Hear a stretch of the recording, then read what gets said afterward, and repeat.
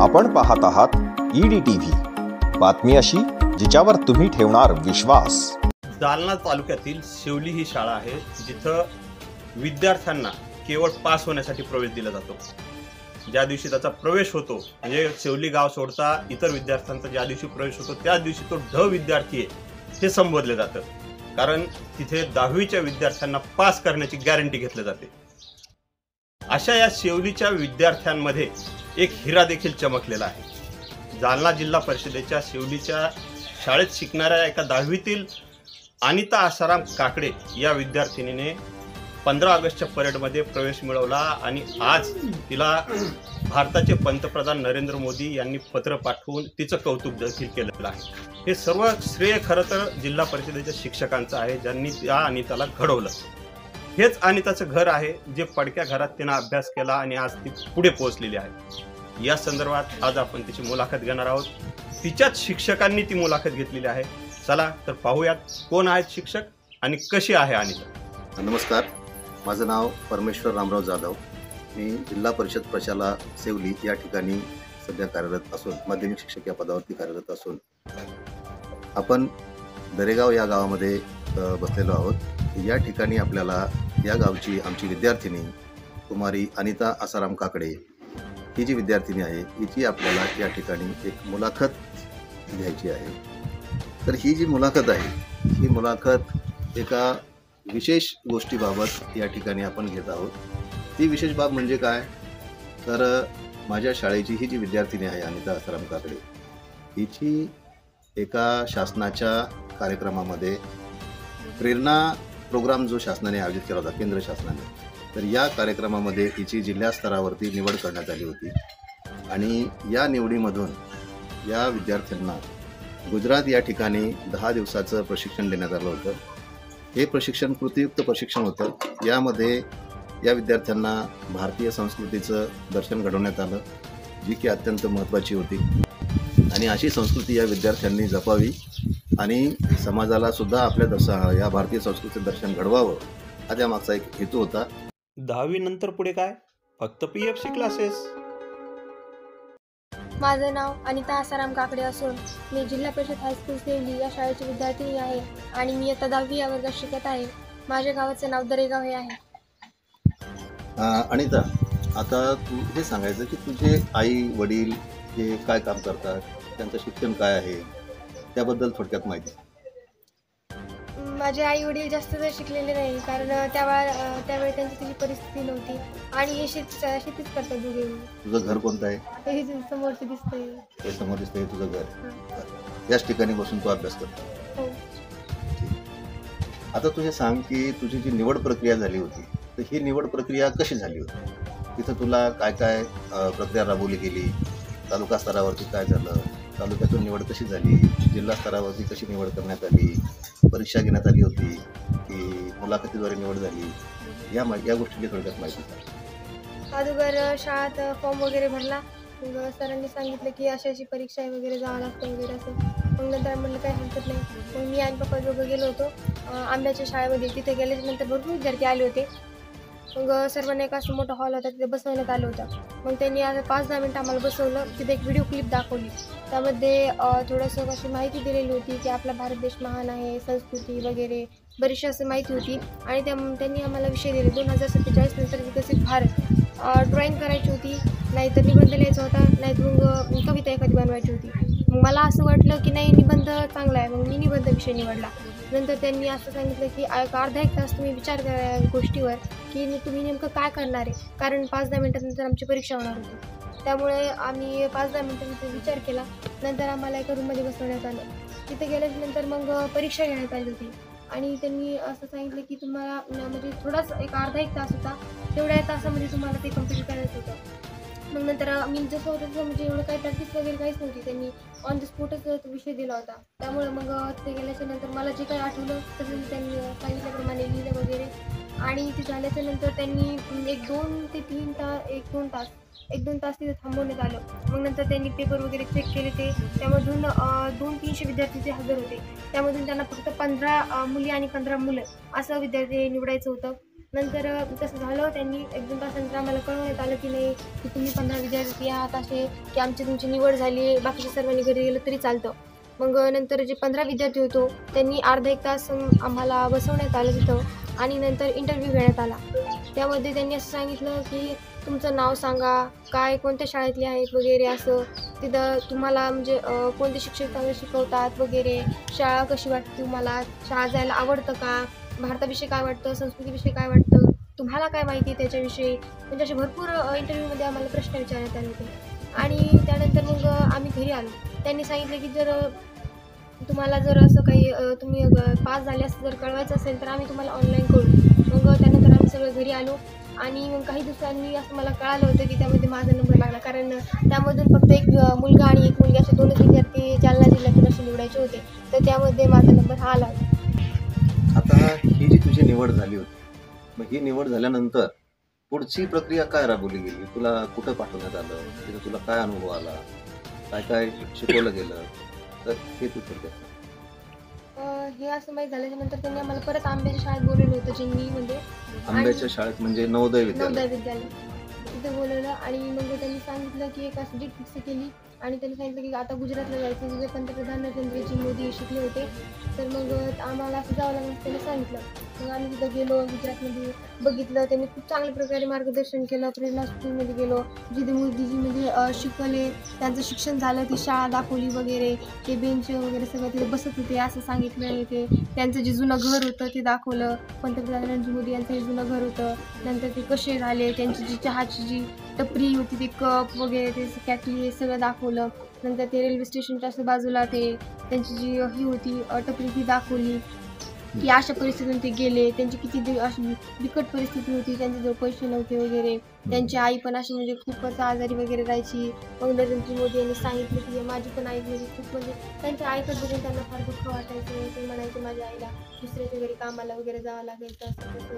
म्हणजे नरेंद्र मोदी किती म्हणजे असं त्यांची हार्डवर्किंग परिस्थिती होती आणि त्याच्यामधून ते सावरले. तर त्यांनी असं सांगितलं की त्यांची इतकी अशी परिस्थिती होती वाईट की आता तरी सध्या तशी कोणाची नाही आहे. ते त्या काळात शिकले, मोठे झाले, आज ते पंतप्रधान आहे, तर मग तुम्ही का होऊ शकत नाही. अशा बऱ्याचशा प्रकारे त्यांनी आम्हाला मार्गदर्शन केलं वगैरे.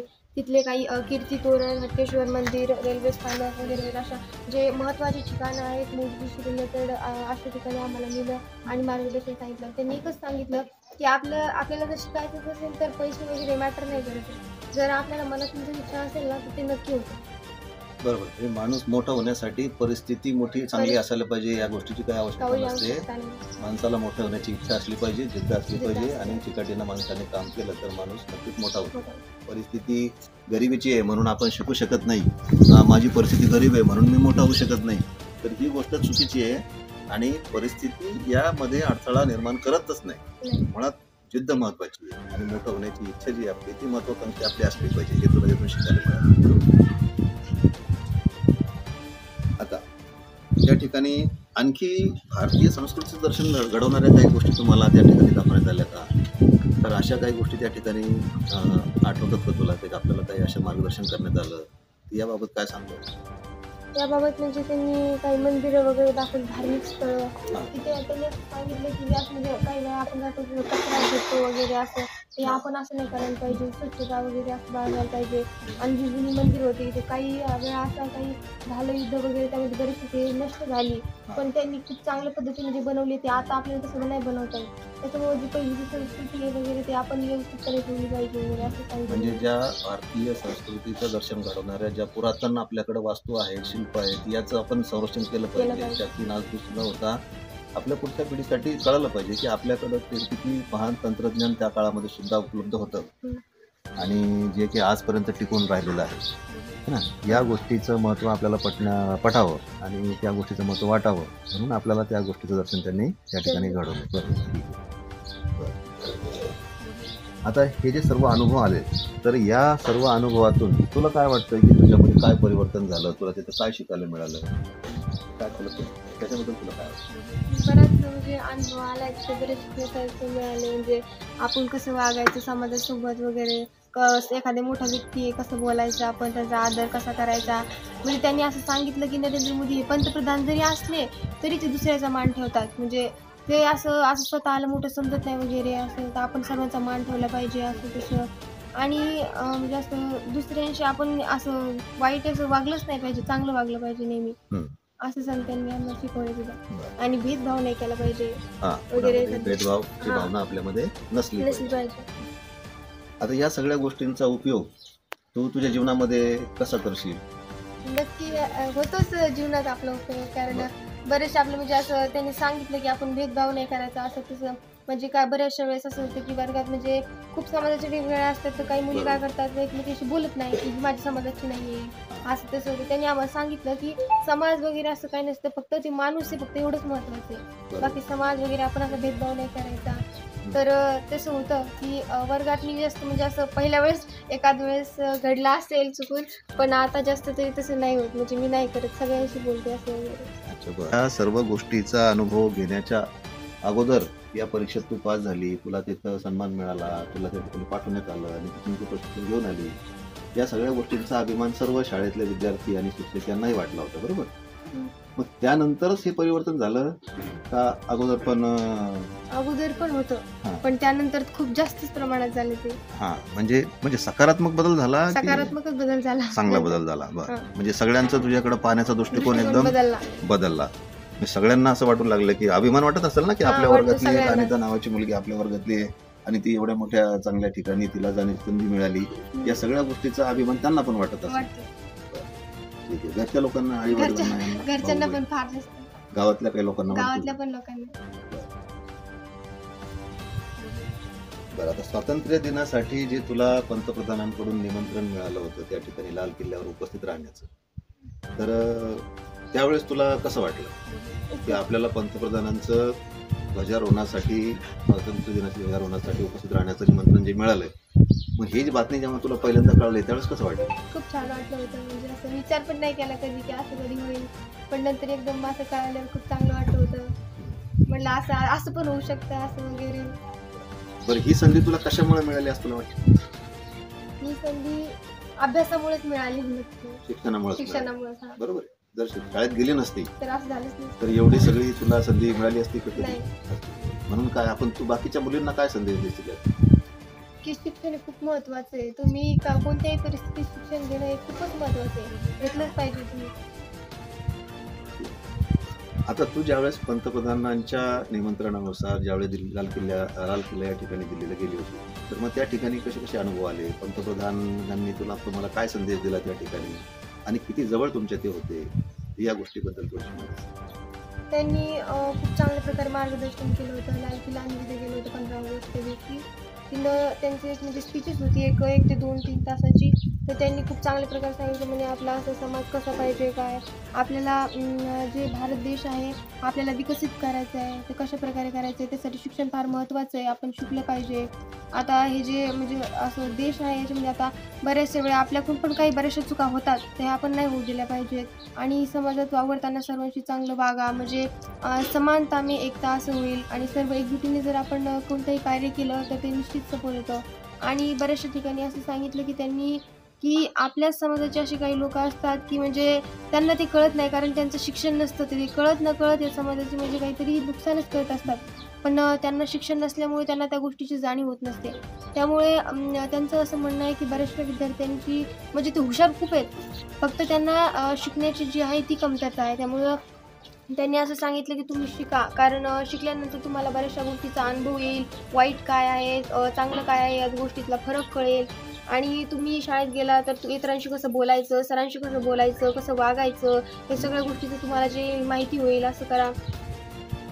आता गुजरात आणि लाल किल्ला या ठिकाणी जेव्हा तुम्ही गेला तर या सगळ्या गोष्टींचा तो इतर जे विद्यार्थी आहेत, आपला जो समाज आहे, तर यांच्यासाठी काय संदेश आपल्याला देता येईल? आपण जे जुन्या काळातले वस्तू आहेत म्हणजे मंदिर असेल वगैरे काही असेल तर त्यांची आपण जपणूक केली पाहिजे, रक्षण केलं पाहिजे, संवर्धन केलं पाहिजे, त्यांना जपून ठेवलं पाहिजे. म्हणजे आपल्यामुळं असं काही नुकसान होईल असं आपण नाही वागलं पाहिजे. आणि तिथे असे कचरा वगैरे असं काही असं पण नाही वागलं पाहिजे. त्यामुळे असं त्याचे जे वस्तू असतात त्या पुढच्या पिढीसाठी राहिल्या पाहिजे. त्यांना सुद्धा कळायला पाहिजे की आपल्या भारत देशात किती मोठे महान लोक आहेत, त्यांनी काय काय बनवले वगैरे असं झालं पाहिजे. अशी नासधूस होते आपल्या आजूबाजूला, अशा पद्धतीने आपल्या शाळेत होते नासधूस, आपल्या गावात होते कुठं, असा काही तुला अनुभव येतो का की काही लोक अशा आपल्या शाळेची, गावाची, कुठल्या तरी एखाद्या शासकीय इमारतीची नासधूस करतात, असं तुला कधी अनुभव आलं का? हा आले बऱ्याच वेळेस. काही लोक आहेत अजूनही तसे जे करतात, पण त्याचंही कारण शिक्षणच आहे. कारण त्यांनी शिक्षण घेतलं नाही, जर शिक्षण घेतलं असतं त्यांना या सगळ्या गोष्टीचं महत्त्व कळालं असतं. मग त्यांनी असं करू नये यासाठी तू काय सांगशील? त्यांना मी एकच सांगेन की जर आपण जर ह्या गोष्टीची नासधूस केली तर पुढची जी पिढी आहे त्यांना कसं कळणार आहे की म्हणजे काय होतं भारत देशामध्ये, काय काय वगैरे, कशा जुन्या वस्तू होत्या. हे आपण जरी आताच नष्ट करून ठेवलं तर पुढच्या पिढीलाही कळणार पण नाही. बरं. याच्यामध्ये वस्तूमध्ये कोणकोणत्या वस्तूंचा उल्लेख तुला करता येईल? जुन्या जसं काळातील काही मंदिर असतात, वस्तू संग्रहालयामध्ये काही बरेचसे वस्तू असं ठेवलेल्या असतात, त्यांच्या एखाद्या वेळेस नकळत चुकून जर हात लागला पडली वगैरे तर गड किल्ले वगैरे. हा गड किल्ले यांची पण नासधूस नाही केली. बरं. लाल किल्ल्यावरती तुमचा कार्यक्रम झाला त्या ठिकाणी आणि पंतप्रधान तुला अगदी एकदम जवळून पाहायला मिळाले, तर त्यावेळेस तुला कसं वाटलं? असं काही वेळापुरतं वाटलं की स्वप्न वगैरे आहे का, अच्छा, स्वप्नात येतो असं हा, वाटलं तुला? हा. कारण एकदम असं त्यांनी समोर बघून खूपच म्हणजे असं वाटलं की खरं आहे काही खोटं आहे, म्हणजे असं लक्षात नव्हतं आलं. हा. पण नंतर मग ते थोडेसे असं जवळ आले समोर, नंतर आम्ही भेटलो त्यांना. असं थोडे दूर होते पण नंतर ते बोलले थोडे आमच्याशी, म्हणजे असं वाटलं की खरंच असंही होऊ शकतं, म्हणजे कधी आम्ही विचार पण नव्हता केला त्यांना भेटायचा वगैरे. तर ते भेटले, असं झालं, बोलले ते आमच्याशी थोडं. मग असं खूपच चांगलं वाटलं, म्हणजे आपण पण त्यांना भेटू शकतो असं विचार नव्हता केला, पण हे सगळं झालं. ह्या अशा परिस्थितीमध्ये अनितांना ही संधी, ही अचिव्हमेंट मिळवलेली आहे. निश्चितच तिच्यापासून सर्वच विद्यार्थ्यांनी प्रेरणा घेणं गरजेचं आहे. मी दिलीप पोणेरकर, EDTV न्यूज, जालना.